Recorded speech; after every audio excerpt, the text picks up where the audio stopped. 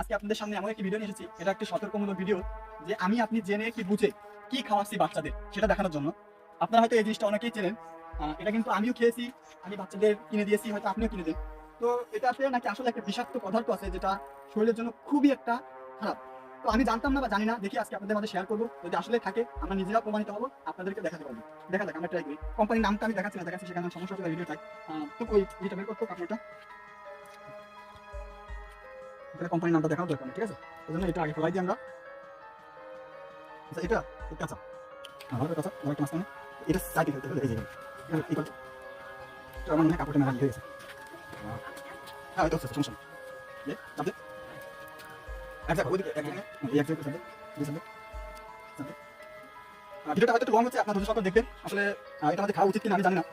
এই দেখ, অলরেডি তো দেখা যাচ্ছে মনে হয়। হ্যাঁ, আসলে তো বিষয়টা কিন্তু অবস্থা কিছু না। দাঁড়া দাঁড়া দাঁড়া, ও আল্লাহ, সি সি সি। বন্ধুরা, এই দেখুন, এটা কি বিষাক্ত একটি আঠা। আঠা কিন্তু এটা তো কি মনে আঠা না, এটা কিন্তু অরিজিনাল একটা আঠা। বন্ধুরা, তো আপনারা দেখুন, ভিডিওটা ভালো করে দেখা। এটা কিন্তু এই যে দেখুন, আমরা আসলে এটা সত্যতা যাচাই করার জন্য কিন্তু ভিডিওটা করেছি। কিন্তু দেখুন, আসলে কিন্তু দেখুন একটু বিষাক্ত আঠা দেখা যাচ্ছে, এই যে পদার্থ। এই জিনিসটা বাচ্চাদের খাওয়ালে কি হবে আপনারা ভেবে দেখুন।